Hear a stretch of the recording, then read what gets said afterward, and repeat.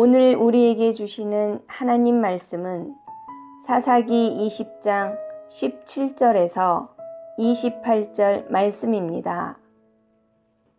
베냐민 자손 외에 이스라엘 사람으로서 칼을 빼는 자의 수는 40만 명이니 다 전사라.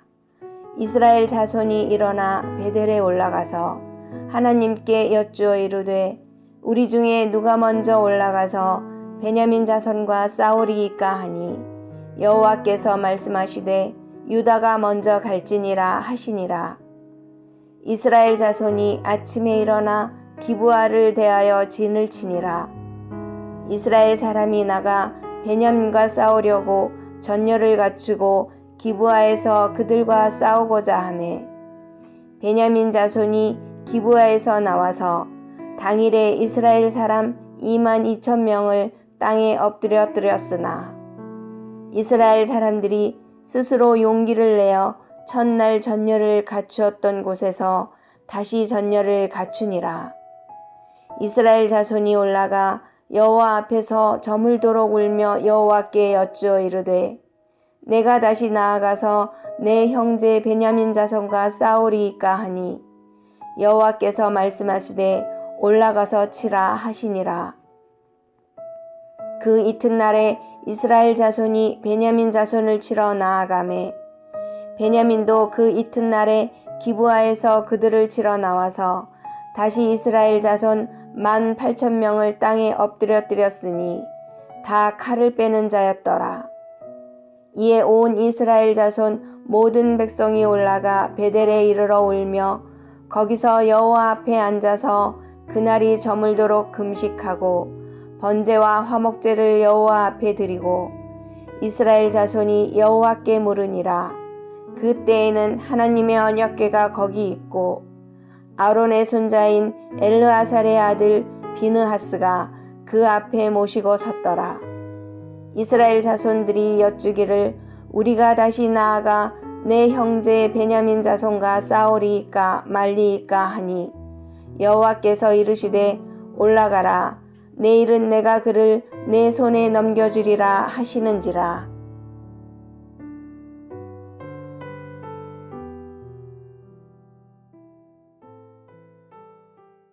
레위인 한 사람이 자신의 첩이 베냐민 땅에서 유린당하고 죽은 것을 모든 지파에 이슈화시키므로 이스라엘 11지파와 베냐민 지파 간에 전쟁이 벌어지려는 일촉즉발의 상황이 일어났습니다.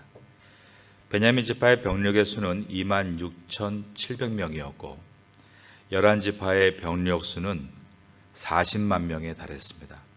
오늘 본문의 첫 절인 20장 17절입니다. 베냐민 자손 외에 이스라엘 사람으로서 칼을 빼는 자의 수는 40만 명이니 다 전사라. 이스라엘 백성들은 전쟁을 치르기 전에 베델로 올라갑니다. 베델은 전투가 벌어질 기브아에서 약 15km 떨어진 곳에 있었습니다. 그들은 그곳에서 하나님께 여쭈었습니다. 18절을 보시면 이스라엘 자손이 일어나 베델에 올라가서 하나님께 여쭈어 이르되 우리 중에 누가 먼저 올라가서 베냐민 자손과 싸우리이까 하니 그러자 하나님은 유다가 먼저 갈지니라 라고 응답하셨습니다. 여호와께서 말씀하시되 저를 따라하겠습니다. 유다가 먼저 갈지니라. 이제 다음날 아침 이스라엘 전체 지파는 베냐민 지파와 싸우기 위해 기브아 앞에서 전열을 가다듬습니다. 19절과 20절을 보겠습니다. 이스라엘 자손이 아침에 일어나 기브아를 대하여 진을 치니라.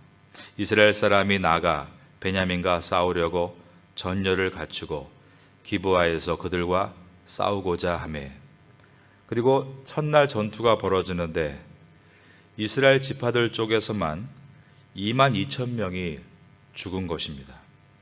21절과 22절입니다. 베냐민 자손이 기브아에서 나와서 당일에 이스라엘 사람 22,000명을 땅에 엎드렸으나 이스라엘 사람들이 스스로 용기를 내어 첫날 전열을 갖추었던 곳에서 다시 전열을 갖추니라. 이스라엘 백성들은 베델에 다시 올라가서 날이 저물도록 울면서 하나님께 여쭈었습니다. 23절에 보면 이스라엘 자손이 올라가 여호와 앞에서 저물도록 울며 여호와께 여쭈어 이르되 내가 다시 나아가서 내 형제 베냐민 자손과 싸우리이까 하니, 이때 하나님은 어제와 마찬가지로 싸우라라고 말씀하십니다. 여호와께서 말씀하시되, 또 저를 따라합니다. 올라가서 치라. 그래서 그 다음날 다시 기브아로 올라가 베냐민과 싸웁니다. 24절에 그 이튿날에 이스라엘 자손이 베냐민 자손을 치러 나아가매, 그런데 이번에도 이스라엘 지파 쪽에서만 18,000명이 죽어나간 것입니다. 25절입니다. 저와 함께 읽습니다. 시작. 베냐민도 그 이튿날에 기브아에서 그들을 치러 나와서 다시 이스라엘 자손 18,000명을 땅에 엎드려 때렸으니 다 칼을 빼는 자였더라. 그러자 이번에는 이스라엘 지파들의 모든 사람들이 베델로 올라갑니다. 그리고 울면서 하루를 금식하고 번제와 화목제를 드렸다라고 되어 있습니다. 26절입니다. 이에 온 이스라엘 자손 모든 백성이 올라가 베델에 이르러 울며 거기서 여호와 앞에 앉아서 그날이 저물도록 금식하고 번제와 화목제를 여호와 앞에 드리고 라고 되어 있습니다. 그리고 27절은 이때 그들이 베델에 모였을 때의 상황들을 설명해 줍니다. 이스라엘 자손이 여호와 앞에 이 전쟁에 나가야 합니까 말아야 합니까를 물을 때 하나님의 언약궤가 그 앞에 있었다고 되어 있는 것입니다. 27절입니다. 이스라엘 자손이 여호와께 물으니라. 그때에는 하나님의 언약궤가 거기 있고, 그리고 28절에 보면 아론의 손자인 엘르아살의 아들 비느하스가 하나님의 법궤를 모시고 있었다, 이렇게 되어 있습니다. 즉 비느하스가 대제사장이 돼서 법궤 앞에서 예식을 인도하고 있고, 이스라엘 백성들을 대신해서 이 전쟁에 참여해야 합니까 말아야 합니까를 묻는 신탁을 진행하는 것이었습니다. 그 당시 하나님의 뜻을 묻는 신탁에는 대제사장이 입는 에봇 앞 주머니에 우림과 둠밈 두 돌을 가지고 묻는 경우입니다. 대제사장 비느하스가 앞에 있고 모든 이스라엘 백성들은 그를 따라 하나님께 물었습니다. 베냐민 자손과 싸우리이까 말리이까. 그러자 하나님께서는 이전에 두 번에 걸쳐서 말씀하셨던 대로 또 올라가라라고 하셨습니다. 그런데 이전과는 다르게 내가 그를 내 손에 넘겨주리라 라고 말씀하셨습니다. 28절을 봅니다. 아론의 손자인 엘르아살의 아들 비느하스가 그 앞에 모시고 섰더라. 이스라엘 자손들이 여쭈기를 우리가 다시 나아가 내 형제 베냐민 자손과 싸우리이까 말리이까 하니 여호와께서 이르시되, 저를 따라하겠습니다. 올라가라. 내일은 내가 그를 내 손에 넘겨주리라. 오늘 본문이 주는 중요한 교훈이 있습니다. 사사기서는 1장부터 16장까지는 시간 순으로 내용을 전개해 나가다가 17장부터 마지막 장인 21장까지는 사건을 중심으로 내용을 전개해 나갑니다. 그런데 오늘 본문 20장은 20장 28절에 보면 아론의 손자인 엘르아살의 아들 비느하스가 그 앞에 모시고 섰더라라는 말씀을 통해서 이 내용의 연대를 측정하게 해줍니다. 이때는 사사기가 처음 시작이 되던 초창기라는 것입니다. 오늘 본문 20장 18절을 보면 이스라엘 자손이 일어나 베델에 올라가서 하나님께 여쭈어 이르되 우리 중에 누가 먼저 올라가서 베냐민 자손과 싸우리이까 묻는 장면이 있고, 그러자 하나님은 유다가 먼저 갈지니라 라고 응답을 하십니다. 그런데 이 내용은 이미 사사기 1장에서도 본 바가 있죠. 사사기에서는 의도적으로 이 전쟁에 나가야 합니까를 묻고 유다 지파가 가야 할지니라 이 하나님의 응답을 사사기서의 맨 처음인 1장과 그리고 맨 마지막인 20장 제일 끝부분에 삽입을 했습니다. 이것을 인클루지오 수미상관법이라고 부릅니다. 뭔가를 강조하기 위한 것이죠. 그리고 이 20장이 아론의 손자인 엘르아살의 아들 비느하스의 시대인 것을 밝히므로 사사기 1장과 사사기 20장은 동시대인 것을 우리에게 보여주고 있습니다. 그런데 이 둘이 다른 것은 1장에서는 이스라엘 백성은 하나님의 명령에 순종하며 가나안 적들과 따르라는 그 말씀에 따르기 위해서 묻고 있는 것이었다면 오늘 본문 20장에서는 이스라엘 백성들 사이에 서로 싸우는 것을 놓고 하나님 앞에 묻고 있는 것이었습니다. 이들이 오늘 본문에서 하나님께 묻기 위해서 하나님의 성소가 있는 실로로 가지 않고 베델에 가 있는 것은 그곳이 훨씬 가기가 용이했기 때문입니다. 기브아에서 실로는 베델보다 2배 이상 멀었습니다.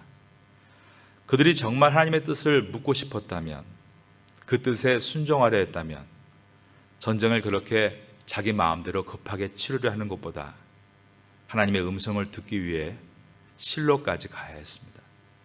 우리는 너무 급하게 결정하다가 실패할 때가 많습니다. 하나님은 하나님의 방법을 가지고 우리를 인도하시는데 우리는 내 멋대로 결정하고 실패하는 것입니다. 그래서 이 이스라엘 지파들은 이 전쟁을 준비하면서 하나님께 지금 묻겠다고 하고 있지만 이미 마음속에는 승리를 결정한 상태였습니다. 왜냐하면 40만 명 대 26,700명의 대결이기에 보나마나한 결과다라고 생각을 했다는 것입니다.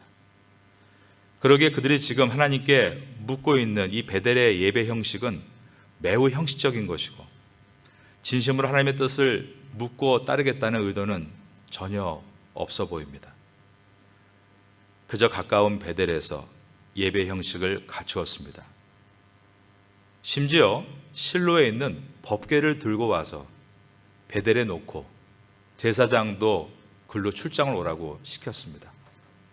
무슨 출장 뷔페도 아니고 예배를 자기의 입맛에 맞게 자기 방법대로 만들려 했다는 것입니다. 이것은 그 당시에 이스라엘 백성들이 자기의 소견에 옳은 대로 행했다는 사사기서의 주제를 잘 대변해 주고 있습니다.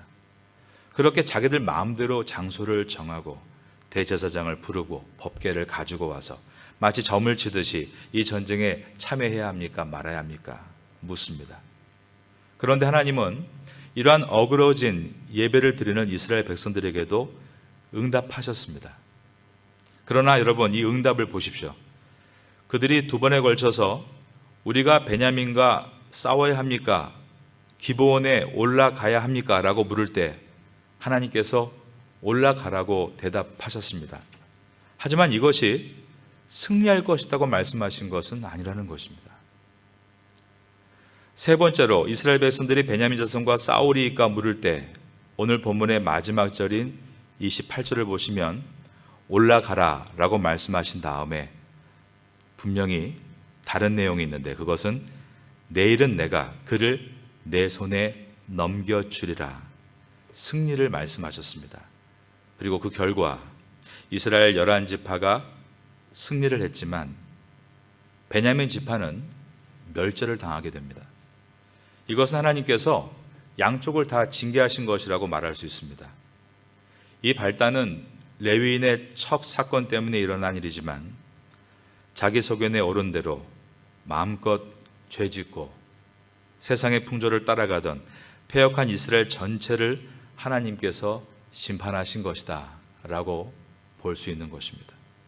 그런데 그 방법은 앞선 두 전투를 통해서는 하나님이 베냐민 지파를 통해 이스라엘 11지파를 징계하신 것이라면 세 번째 전투를 통해서는 하나님께서 이스라엘 지파들을 통해 베냐민 사람들을 심판하시는 것이었습니다. 베냐민 땅 한복판에서 그들은 레위인을 붙잡고 남색을 하려고 했습니다. 이것은 소돔과 고모라의 모습입니다. 하지만 소돔과 고모라는 이방인의 땅이었고 지금 이 만행이 벌어지고 있었던 땅은 이스라엘 한가운데 있던 땅입니다. 이때 베냐민 지파가 악한 자들을 벌하고 거룩한 땅으로 거듭나려고 해야 하는데 우리의 일에 상관하지 말라. 자기들을 얕본다고 무력 행사를 가하려고 하고 그 결과 소돔과 고모라가 심판을 받듯 베냐민도 심판을 받게 된 것입니다. 소돔과 고모라가 심판받은 것은 그들이 남색을 하고 악이 관용한 것도 있지만 더 근본적인 원인은 그곳에 의인이 10사람이 없었기 때문입니다. 지금 긴박하게 돌아가는 이 세상의 모습은 사실은 코로나의 위기보다 더 큰 위기가 있는데 베냐민화 되어가는 것입니다. 악을 방관하고 국수주의라고 하죠. 자기들의 입장만을 얘기하고 그러한 갈등이 팽배해지고 있습니다. 이러한 세상 속에 누군가 자기 자리에서 의인으로 살아갈 때 이 세상은 하나님의 심판을 받아 멸망이 아닌 예수 그리스도의 십자가의 복음으로 회복의 길로 들어설 수 있습니다. 긴박해 돌아가는 이 세상의 모습은 반대로 11지파의 모습도 강렬하게 나타납니다. 많은 나라들이 자기들의 수적인 월등함과 또 경제적인 힘과 자원을 가지고 힘의 논리를 이용하고 억압하는 일들이 점점 늘어나고 있습니다. 자기들은 의인인 척 세계 경찰 국가를 자청하는 나라들이 많습니다. 그러나 그들의 내부는 돈과 섹스와 권력으로 썩고 있음에도 항상 그 손가락은 타인을 가리키는 것입니다. 그러한 세계 속에서 겸손하게 그리고 겸비한 모습으로 경건한 의인들이 있어야만 이 세상은 하나님의 심판을 받아 멸망의 길로 가는 것이 아닌 회복의 길로 들어설 수 있고 세상의 마지막 때에 예수 그리스도의 복음을 통해 구원을 얻을 수 있는 것입니다. 우린 그러므로 오늘 이 본문을 지나가면서 소돔과 고모라와 같이 망하는 베냐민과 11지파의 모습 속에 하나님은 의인 10사람이 있으면 그 땅을 회복하겠다는 말씀을 기억하고 의인에 초점을 두어야 합니다. 우리 사회가 아무리 자기 소견에 오른 대로 악한 길을 걷는다 할지라도 그 속에서 하나님의 창조 질서를 따라 바르게 걸어갈 수 있는 의인 10사람이 있다면 하나님은 그 땅에 다시 한번 회복과 은혜를 허락하실 것이기 때문입니다. 그러므로 진정한 나라 사랑은 우리 한 사람 한 사람이 각자의 직업군에서 의인의 모습으로 서는 것입니다. 진정한 태국 사랑은 태국의 정부를 비판하는 것이 아니라 우리가 각자의 영역에서 정말 크리스찬다웠게 서 있을 때입니다. 그럴 때 우리는 이 땅에서 보배로운 존재로 이 땅을 위해 또한 복음을 위해 쓰임받게 되는 것입니다. 오늘도 하루를 시작하면서 의인 10사람이 되겠다는 정신을 가지고 이 아침에 기도하시고 주께로부터 세임 얻는 우리 모두가 될 수 있기를 예수님의 이름으로 축원합니다.